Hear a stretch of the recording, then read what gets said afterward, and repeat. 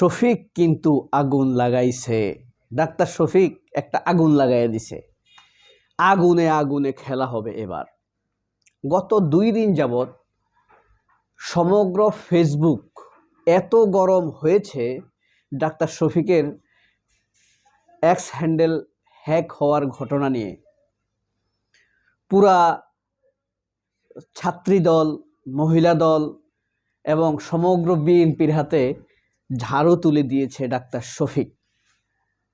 তাহলে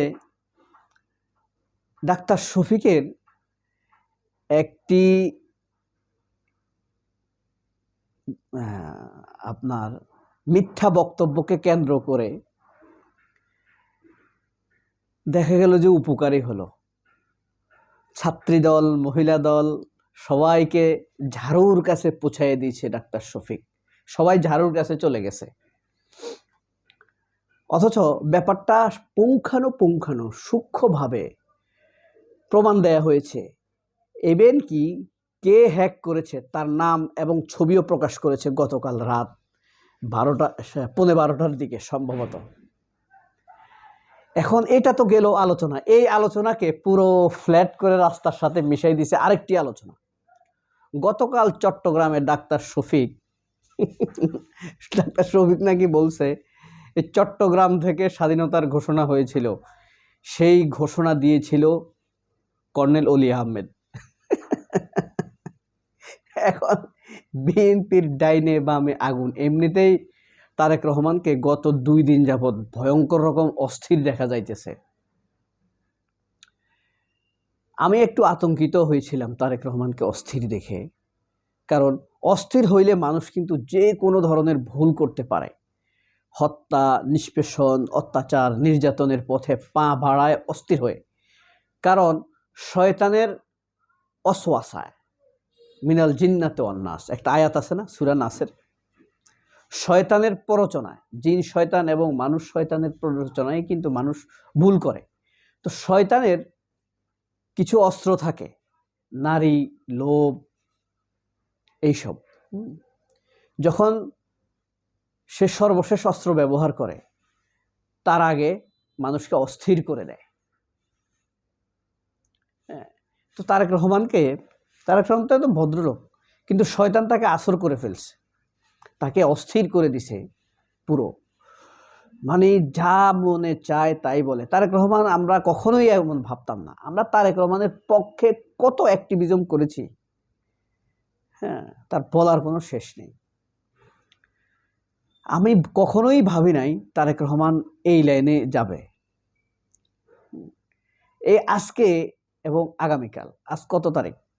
3 তারিখ, 3 ফেব্রুয়ারি, 3রা ফেব্রুয়ারি, কালকে 4ঠা ফেব্রুয়ারি, আগামীকাল। তো দেখেন এই আজকে এবং আগামীকাল খুব আরো বেশি অস্থির থাকবে তারেক রহমান। তারেক রহমানের অস্থিরতা আরো ব্যাপক আকারে বেড়ে যাবে। কেন? এক্স হ্যান্ডেল নিয়ে 2-3 দিন রাজনীতি করবে। টুইটার হ্যাক হওয়া নিয়ে মেয়েদেরকে বেশ্যা বলছে, এই সেই। মেয়েদেরকে তো না, আসলে যে এটা হ্যাক হয়েছে ওটার মধ্যে লেখা ছিল কি জানো? যারা কর্মজীবী এবং মুক্ত নারী স্বাধীনতার কথা বলে নারীদের ঘরের বাহিরে নিয়ে ভালো থাকতে দেয় না, অনেকে বেশ্যাবৃত্তিতে জড়িয়ে পড়তে বাধ্য হয় বা এরকম বানানো হয়, এরকম কিছু একটা বলা হয়েছে, যার বাংলা অর্থ আর কি। ওটা তো যারা হ্যাকাররা দিছে ইংরেজিতে। আপনি আরেকটা জিনিস খেয়াল করলে দেখবেন ডাক্তার শফিকের ইংরেজির ধাঁচ, আপনি আশ্চর্য হবেন। ডাক্তার শফিক কিন্তু আমেরিকান ইংলিশ ব্যবহার করে, আর বাংলাদেশের বেশিরভাগ মানুষ কিন্তু ব্রিটিশ ইংলিশ ব্যবহার করে। তবে তরুণ যাদের বয়স বিশেষত 40-এর নিচে, তারা দেখবেন আমেরিকান ইংলিশটা ব্যবহার করে, কিন্তু বাংলাদেশের প্রশাসনে ব্রিটিশ ইংলিশ ব্যবহার করা হয়।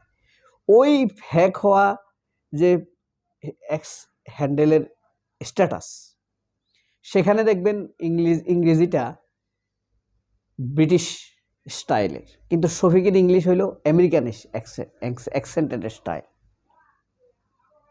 এখানে আপনি ধরা খেয়ে যাবেন। এটা হইলো প্রাইমারি আপনার অ্যাজাম্পশনে বুঝতে পারবেন। এরপরে তো ওরা বলছে কয়টা বাজে একদম টাইম সহ বলছে, কখন তাদের ফিশিং আসছে, কখন তারা নক করছে, কখন হ্যাক হয়েছে, কত মিনিট হ্যাক অবস্থায় ছিল, কখন ফিরিয়ে দিছে, সব কিছু ছিল। এবং যে হ্যাক করছে তার নাম, তার ইমেল অ্যাড্রেস সব কিছু দিছে। যাই হোক, তবে আরেকটি আমি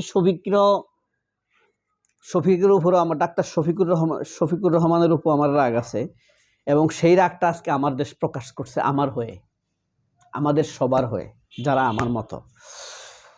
এই যে দেখেন ভোটের প্রচারে, এই হেডিংটা দেখেন, ভোটের প্রচারে ভারত নিয়ে নীরব বিএনপি জামায়াত। বুঝতে পারছেন?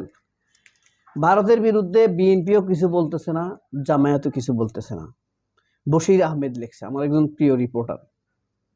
উগ্র হিন্দুত্ববাদী ভারত একঘরে, ভোটের প্রচারে ভারত নিয়ে নীরব। নতুন প্রজন্ম ভারতীয় আধিপত্য মেনে নেবে না, ডক্টর দেলারা চৌধুরী।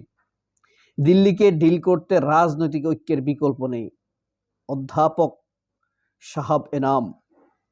ঢাকার রাস্তায় দিল্লির বিরোধিতা নেই, এটা খুবই ইন্টারেস্টিং। ভারতীয় সাংবাদিক, ভারতের সাংবাদিক বলতেছে ঢাকার রাস্তায় দিল্লির বিরোধিতা নেই, এটা খুবই ইন্টারেস্টিং। উগ্র হিন্দুত্ববাদী ভারত এক ঘরে, সুন্দর একটা নিউজ করেছে। হাসিনা টিউলিপ, আজমিনা ববির কারাদণ্ড। এই যে দেখেন,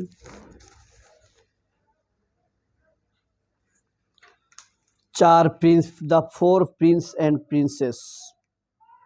আজমিনাটাকে, আজমিনা মনে হয় টিউলিপের বোন, খুনি হাসিনার ভাতিজি। The killer bloody, the bastard bloody, the problem of Bangladesh, the killer of Bangladesh, the poison of Bangladesh, the inheritor of famine 74, 74-এর দুর্ভিক্ষের উত্তরাধিকারী এরা, the Shah inheritors of Bangladesh, the লুটেরা অফ বাংলাদেশ। একটি দলের মিথ্যাচার মানুষ বুঝে ফেলেছে, তারেক রহমান বলছে এটা। ওই যে টুইটার হ্যাক নিয়ে বলছে, রমজানের আগামী বার্তা নিয়ে আজ পবিত্র শবে বরাত, সামনে মোকাবেলায় সাহস না পেয়ে চাঁদাবাজরা আমার পিছে লেগেছে, ডাক্তার শফিক বলে দিচ্ছে। শফিক কিছু খেল দেখাইতেছে না। পেশি শক্তি, কালো টাকার দাপটে সুষ্ঠু ভোট অনিশ্চিত, পোস্টাল ভোটে অনীহা সরকারি কর্মচারীদের, বিমানের এমডি শফিকুর স্ত্রীকে কারাগারে। এই বাস্টার্ডের কথা শুনছেন? আপনাদের কানে কানে বলি, সে হইল একটা মাগির পুত, খানকির পুত, বেশ্যার পুত। বিমানের এমডির কথা বলতেছি। সে তার ঘরের 11 বছরের একজন ওয়ার্ক অ্যাসিস্ট্যান্ট, মানে বাচ্চা মেয়ে ঘরের কাজ করে, খুনকি দিয়ে দাগ দিয়ে, দেখানো যাবে না আপনাদেরকে এই ছবিগুলো। ইস, তবে শুক্রিয়া ডক্টর ইউনূস সরকারের, তাকে অ্যারেস্ট করেছে। আরেকটা ঘটনা ঘটছে, প্রীতি উবাং মনে আছে? ডেইলি স্টারের সাংবাদিক যাকে মারছে, তাকে কিন্তু এখনো অ্যারেস্ট করা হয়নি। সবাই অনেক ভালো থাকবেন, আল্লাহ হাফেজ। সকল শিশু, এই পৃথিবীর সকল শিশু নিরাপদে থাক। আসসালামু আলাইকুম।